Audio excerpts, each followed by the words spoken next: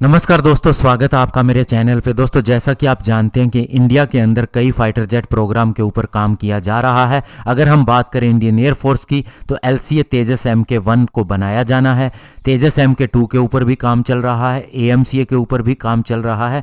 ऐसे में दोस्तों, इंडियन एयरफोर्स की स्क्वाड्रन स्ट्रेंथ क्या बूस्ट होगी, क्या वो जितनी सैंक्शन की गई है वहां तक पहुंच पाएगी और क्या प्लान होगा, आज इसी के ऊपर बात करेंगे। चलिए दोस्तों, शुरू करते हैं। तो दोस्तों, अभी की बात करें तो 40 तेजस MK1 हमें डिलीवर किए जा रहे हैं, यानी इंडियन एयरफोर्स को दिए जा रहे हैं। इसके बाद 83 तेजस MK1A के ऊपर काम शुरू होगा। और दोस्तों, तेजस MK2 को डेवलप किया जा रहा है। माना जा रहा है 100 से 150 की संख्या के अंदर ये फाइटर जेट एक्वायर किए जाएंगे। इसके अलावा दोस्तों, 5th जनरेशन फाइटर एयरक्राफ्ट की बात करें जो AMCA के नाम से जाना जाता है, इसके ऊपर भी काम चल रहा है। इस साल के अंत तक इसे बजट एलोकेट कर दिया जाएगा और उसके बाद में दोस्तों इसके पहले 2 टेक्नोलॉजी डेमोन्स्ट्रेटर बनेंगे और उसके बाद में 5 प्रोटोटाइप बनाए जाएंगे और फिर जाके इसका प्रोडक्शन शुरू होगा जब इसके सारे टेस्ट हो जाएंगे।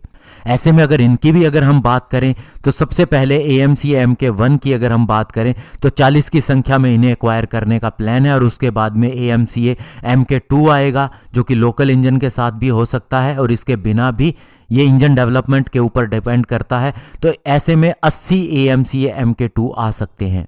इसके अलावा इंडियन एयरफोर्स का प्लान है कि MRFA प्रोग्राम के तहत 114 फाइटर जेट यानी multi role fighter aircraft India के अंदर बनाए जाएं टेक्नोलॉजी ट्रांसफर के जरिए। तो इससे भी दोस्तों हमारी स्क्वाड्रन स्ट्रेंथ काफ़ी ज़्यादा बूस्ट हो जाएगी। ऐसे में दोस्तों, अगर हम बात करें 2035 तक इंडिया के पास स्क्वाड्रन की संख्या कितनी होगी, तो दोस्तों ये 35 कॉम्बैट स्क्वाड्रन हमारे पास हो सकती हैं। फिर भी दोस्तों जो सैंक्शन की गई है स्क्वाड्रन की स्ट्रेंथ वो दोस्तों 42 है। तो ऐसे में ये 7 स्क्वाड्रन कम होगी, जिसका सीधा सीधा मतलब है कि 126 फाइटर जेट की हमें और भी ज़रूरत होगी।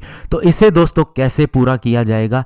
तो दोस्तों अभी तक का विचार ये है कि AMCA MK1 की अगर हम बात करें तो इन्हें 40 की संख्या में प्रोक्योर किया जाएगा। और हालांकि दोस्तों ये हमारे लोकली बने फाइटर जेट इंजन के साथ में नहीं आएंगे, लेकिन स्क्वाड्रन स्ट्रेंथ को बूस्ट करने के लिए हमें इनकी संख्या को बढ़ाना पड़ेगा। बाद में हम इसके इंजन को भी चेंज कर सकते हैं। तो ऐसे में अगर हम AMCA की टोटल बात करें तो हमें 200 से 250 की संख्या में इन्हें एक्वायर करना चाहिए। और इसके पीछे सबसे बड़ा कारण ये भी है कि दोस्तों जब हमारी स्क्वाड्रन स्ट्रेंथ पूरी नहीं होगी, हमें 2 फ्रंट वार का खतरा है। तो ऐसे में हमारे पास जब 5th जनरेशन के 200 से 250 फाइटर जेट होंगे तो ये हमारे लिए बहुत ही अच्छी सिचुएशन होगी, क्योंकि फिर हमें किसी भी तरह का खतरा नहीं होगा, चाहे हमारे पास फाइटर जेट संख्या में कम भी क्यों ना हो। और दोस्तों अगर हम बात करें 2040 तक का, जैसा हम एस्टिमेट लगा रहे हैं, तो 4.5 जनरेशन के फाइटर जेट भी पुराने होने शुरू हो जाएंगे टेक्नोलॉजी के लिहाज से भी। और हमारे अगर हम सुखोई 30 MKI की बात करें तो 100 सुखोई 30 MKI उस समय ऐसे होंगे जो अपने 40 साल पूरे कर चुके होंगे। ऐसे में अगर इन्हें अपग्रेड करने का जैसा कि प्लान बताया जाता है लेकिन वो दिखाई नहीं देता, तो फिर भी दोस्तों हमारे पास 5th जनरेशन के फाइटर जेट होने के बाद हमें इसकी ज़्यादा चिंता करने की ज़रूरत नहीं होगी।